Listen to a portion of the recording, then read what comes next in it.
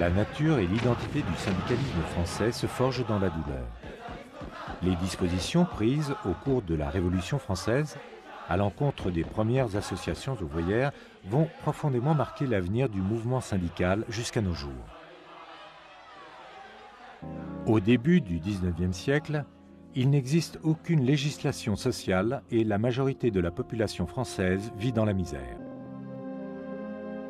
Pour se protéger et se défendre contre les aléas du monde du travail, différentes corporations mettent en place des sociétés de secours mutuels tolérées par l'État. À mesure que les conditions économiques se dégradent, les grèves, les bris de machines et les émeutes de subsistance se succèdent, et les sociétés de secours mutuels vont peu à peu servir de base à l'action de résistance, comme à Lyon en 1830. Déçus par l'instauration d'un cens et accablés par la baisse des tarifs, les ouvriers en soie, aussi appelés canuts, décident de réclamer une augmentation de salaire à leur maître. La révolte est écrasée au terme d'une répression sanglante. Malgré l'échec de ce mouvement, l'impact sur les mentalités de l'époque est énorme. Pour la première fois, un groupe d'ouvriers s'est massivement rebellé et de manière organisée contre l'ordre établi.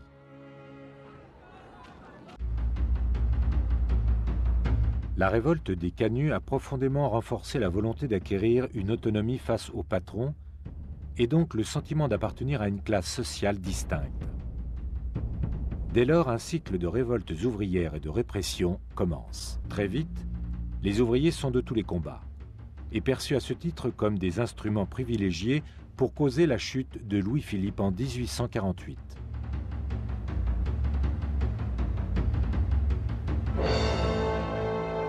La participation des ouvriers à la Révolution de 1848 est décisive. En 3 journées, la monarchie est emportée. Désormais, la Nouvelle République proclame le droit d'association pour les ouvriers, le droit au travail, le suffrage universel pour les hommes et réduit la journée de travail.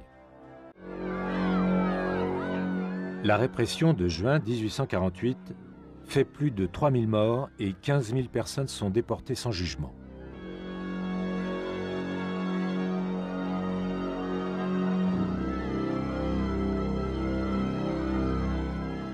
L'ouvrier organisé redevient suspect aux yeux de l'État.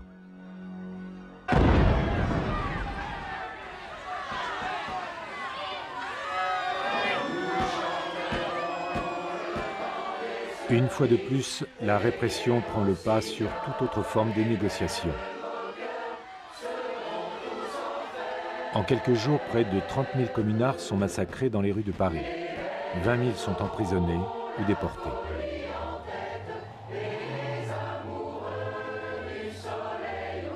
La répression décapite le mouvement ouvrier révolutionnaire.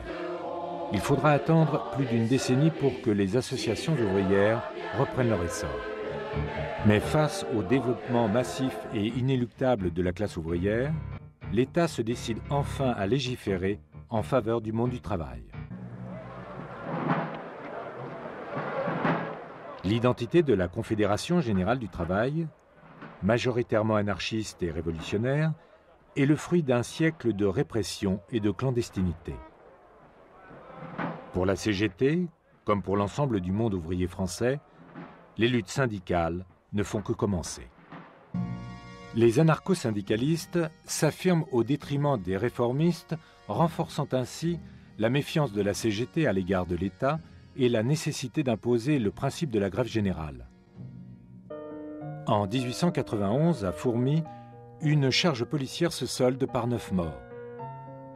Au début du XXe siècle, de nombreux dirigeants syndicalistes sont emprisonnés. Des militants sont révoqués, d'autres sont tués comme à Draveil en 1908. La charte d'Amiens en 1906 confirme la voie choisie par la CGT, celle d'un syndicalisme révolutionnaire marqué par la lutte des classes, l'indépendance politique, l'expropriation des capitalistes et la grève générale.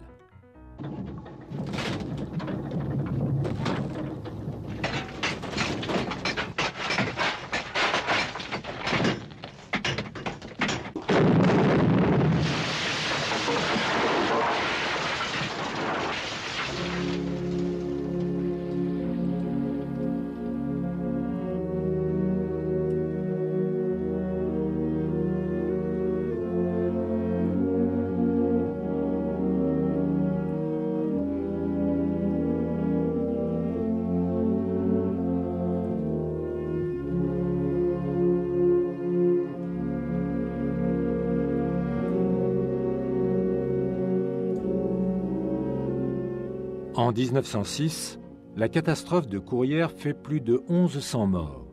Elle provoque une grève générale des mineurs du Pas-de-Calais, pour qui les compagnies minières portent la plus grande responsabilité de cette tragédie.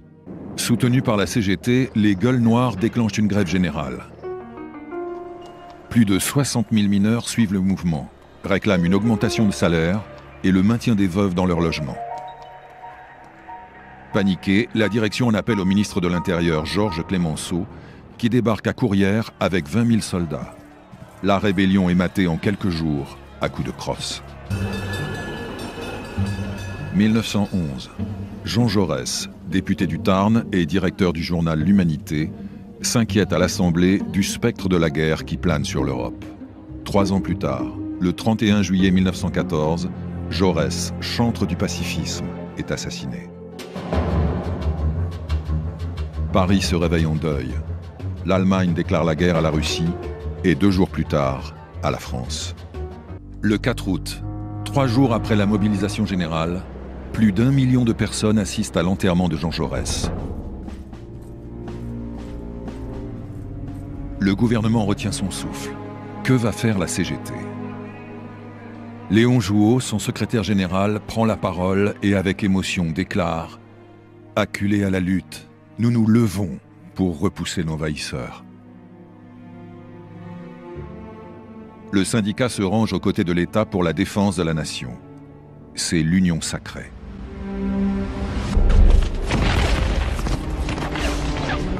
La guerre durera 4 ans. Près d'1 400 000 soldats français y laisseront la vie.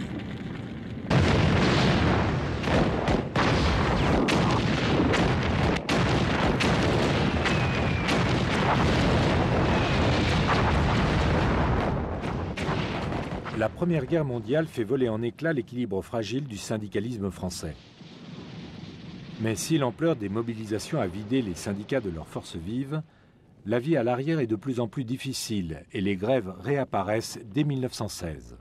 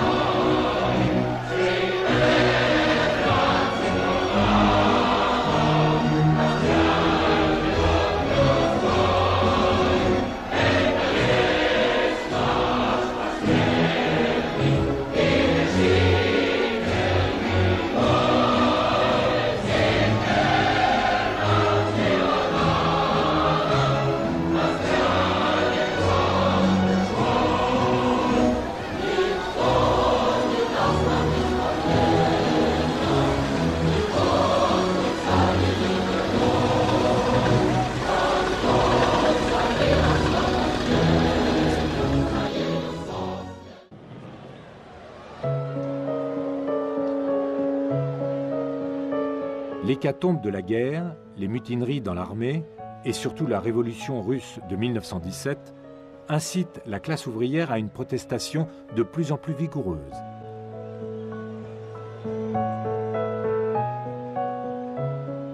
Au lendemain de la guerre, les adhésions syndicales se font par dizaines de milliers, mais l'état d'esprit des syndicats a changé. En 1919, la CGT reprend la lutte et brandit une vieille revendication. Les salariés, qui travaillent plus de 10 heures par jour, exigent la journée de 8 heures. Clemenceau craint un soulèvement révolutionnaire et cède aux grévistes. La loi instituant la journée de 8 heures est votée le 23 avril. Au sein de la CGT, les rapports se radicalisent entre les minoritaires à tendance communiste et les majoritaires à tendance socialiste. La direction procède alors à des exclusions massives des opposants communistes qui fondent en 1922 une nouvelle centrale, la CGTU. L'affrontement idéologique qui les oppose va contribuer à diviser le monde syndical pendant plus de 50 ans, entre ceux qui acceptent l'influence du Parti communiste et ceux qui luttent pour l'indépendance absolue des syndicats à l'égard des partis.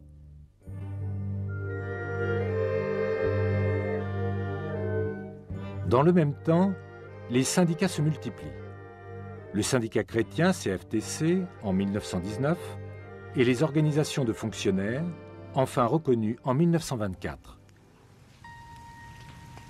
La crise de 1929 se répercute en France dans les années 30, alors que la classe ouvrière est en plein bouleversement. Le salaire au rendement se généralise, la déqualification massive et la baisse du pouvoir d'achat font des ravages. La longue foule des chômeurs s'étire le long des routes et dans les villes. Par les marches de la faim, ils exigent l'ouverture d'un fonds de chômage et protestent contre les 500 décrets-lois de Laval, instaurant la répression gouvernementale et anti-ouvrière. En 1934, les salaires ont baissé de plus de 30% depuis 1930 et le nombre des chômeurs approche de 500 000. Ils réclament du travail et du pain. Dans toute l'Europe, le fascisme gagne du terrain. En France, le 6 février 1934, une manifestation d'extrême droite soulève l'indignation des syndicats qui décident, pour la première fois, de réagir ensemble. Le 9, à l'appel de la CGTU et du Parti communiste, la classe ouvrière unie tient le pavé de Paris toute la nuit. Et le 12, c'est la grève générale. Les cortèges de la CGT et de la CGTU se rencontrent. Ce mélange ne forme plus qu'un seul grand cortège. Nous avions retrouvé l'Union des travailleurs sapée 13 ans plus tôt. Grâce à elle, en février 1934, nous avons barré la route au fascisme.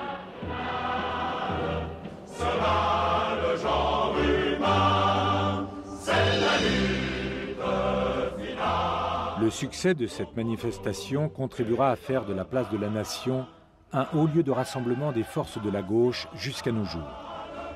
Les retrouvailles de la CGTU et de la CGT, en ce 12 février 1934, vont fortement marquer l'imaginaire collectif du mouvement ouvrier.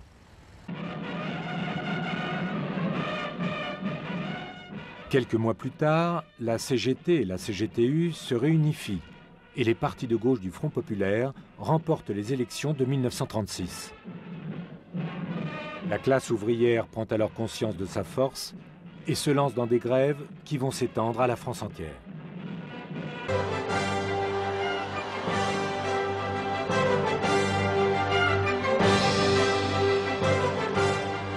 Le patronat est terrorisé. Non contents d'arrêter le travail, les ouvriers occupent les entreprises, constituent des comités de grève, organisent des bals et des banquets dans les usines. C'est un gigantesque élan d'enthousiasme, nourri de colère, de fierté et d'espérance, qui emporte plus de 2 millions de travailleurs et leurs familles sur un air de kermesse.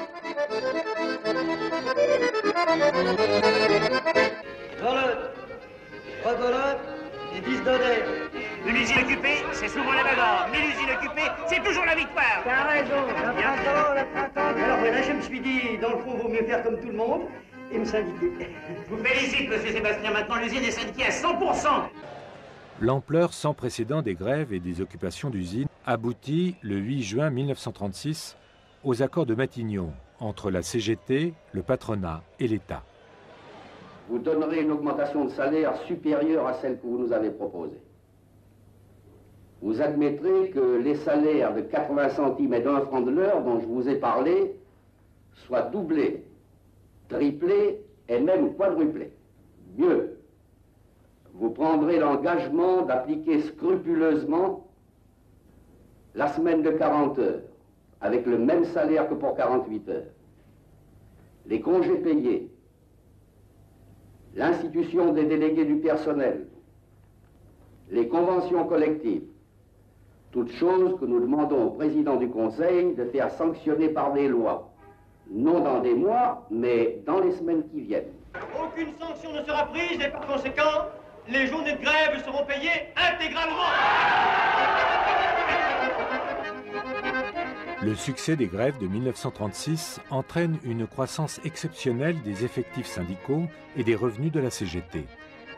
Pour la première fois, le syndicat peut offrir à ses adhérents toute une série de services sociaux.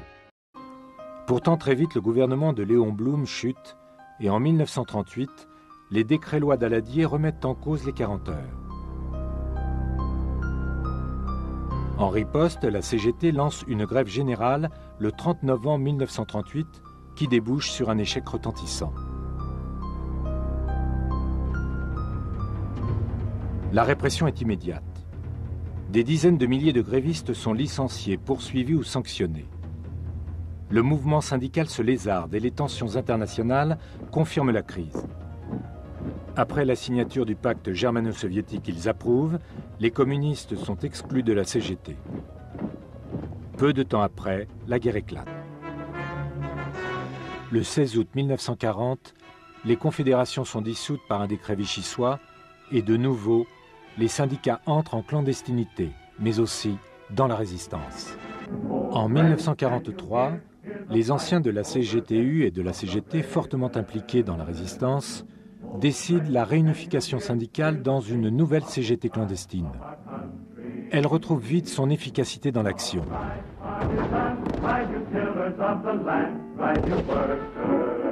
De nombreuses grèves sont organisées et au lendemain du débarquement allié, la CGT et la CFTC clandestine donnent en commun le 18 août 1944 l'ordre de grève pour la libération de Paris.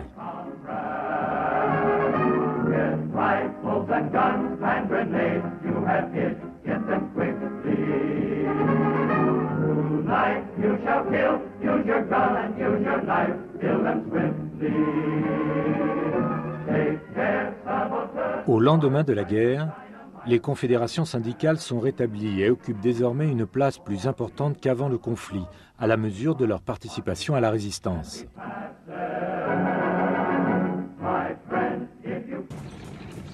En pleine période de reconstruction du pays, auquel le mouvement syndical participe pleinement, les revendications se concentrent sur la lutte pour l'amélioration du pouvoir d'achat et l'établissement de nouveaux cadres économiques.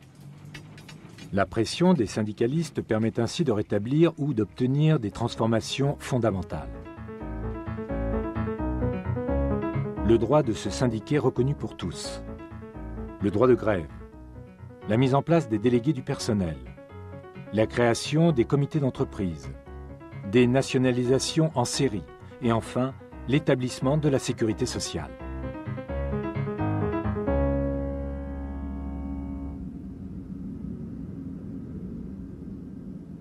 Malgré ces avancées décisives, les conditions de vie de la population française restent toujours difficiles. La pénurie et la hausse des prix avivent le mécontentement ouvrier. Dès 1947, les grèves sont incessantes et prennent une ampleur insurrectionnelle. Toutes les armes entrent en action. Les mitrailleuses crachent.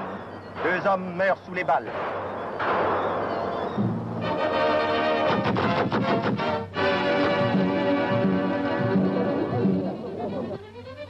La police lance des bombes lacrymogènes importées d'Allemagne. Malgré l'intensité des grèves, les résultats sont minces. C'est un échec pour l'ensemble du mouvement ouvrier. Le plan Marshall servira de prétexte pour réveiller les clivages d'avant-guerre au sein de la CGT. La majorité, sous influence directe du Parti communiste, rejette le plan Marshall et se heurte à l'opposition des minoritaires, qui défendent l'indépendance du syndicat à l'égard des partis. En 1948, les minoritaires quittent la CGT et fondent la CGT Force ouvrière. En pleine période de guerre froide, les débats sur les guerres coloniales vont fortement mobiliser les forces syndicales et entretenir les divisions. L'Indochine, puis la guerre d'Algérie, monopolisent leur attention pendant toutes les années 50. La CGT milite pour l'indépendance de l'Algérie et organise de grandes manifestations pour la paix. L'une d'elles, le 8 février 1962, se soldera par 8 morts suite à une charge policière.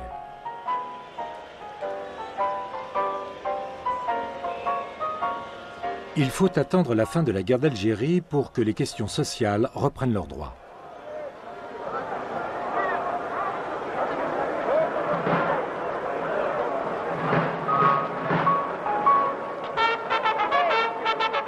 Malgré des avancées décisives, comme la création des ACEDIC et de l'UNEDIC, de nombreuses corporations luttent pour l'amélioration de leurs conditions de vie, en particulier celles des mineurs, en 1963.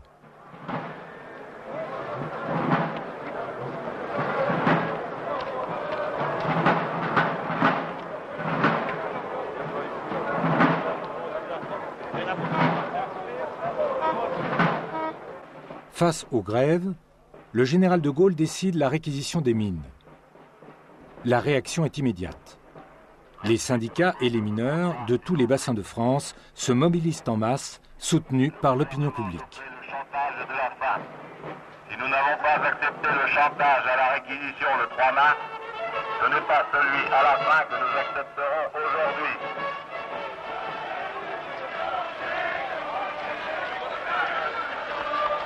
Cette manifestation d'une extraordinaire puissance va obliger le gouvernement à reprendre les pourparlers.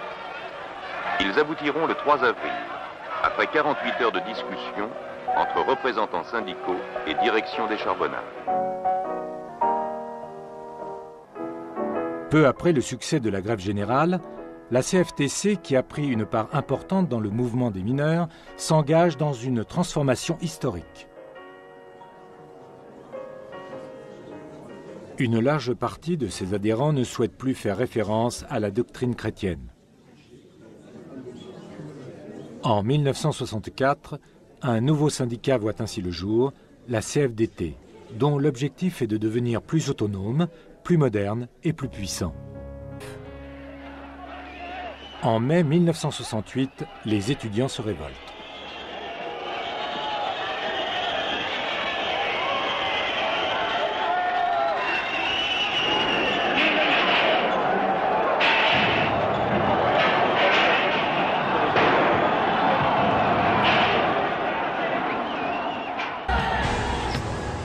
Mai 68 s'embrase, et dans la nuit du 10 mai, Paris vit de véritables combats de rue.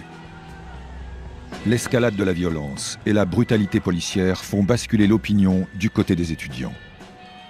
Il est évident que des problèmes n'ont pas tout de suite été quand même véritablement compris, mais à partir du moment où la police a chargé au quartier latin et ailleurs, il y a eu quand même un mouvement de sympathie.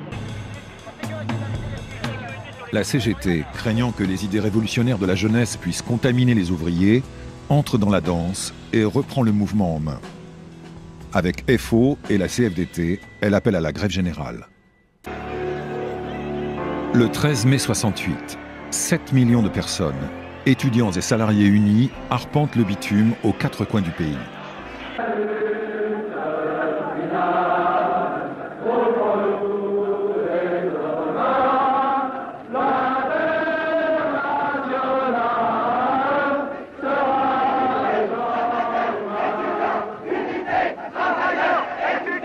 La manifestation du 13 mai marque le point de départ d'un mouvement de grève illimité et inattendu. Les étudiants occupent les universités et toutes les catégories socio-professionnelles font de même dans les usines, les bureaux et les entreprises.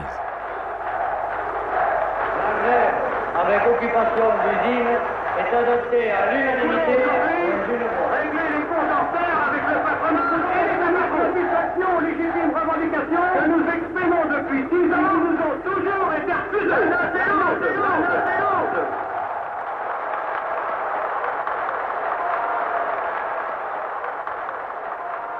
Étudiants, unité, ouvriers, étudiants, unité, ouvriers, étudiants. L'envergure exceptionnelle des grèves permet de renouer les liens avec une mémoire collective révolutionnaire qui s'était affaiblie depuis la Deuxième Guerre mondiale.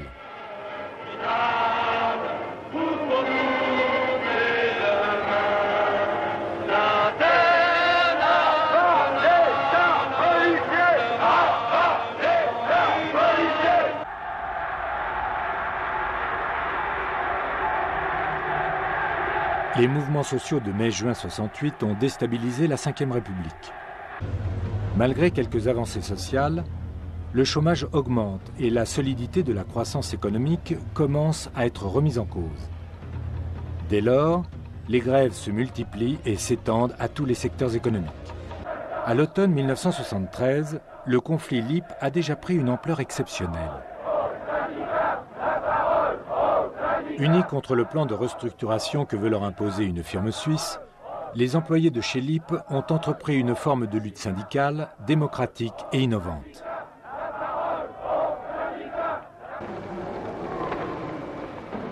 L'expérience autogestionnaire démontre son efficacité, mais dans le même temps, la crise pétrolière confirme la fin du développement économique ininterrompu des 30 Glorieuses. Désindustrialisation, Baisse du pouvoir d'achat, montée du chômage, remise en cause de la protection sociale, toutes les catégories socio-économiques sont touchées. Le conflit LIP tourne la page des grands mouvements sociaux, initiés en mai 68 et marqués par le sentiment qu'un changement de société était possible. Nous sommes étudiants, c'est tous ces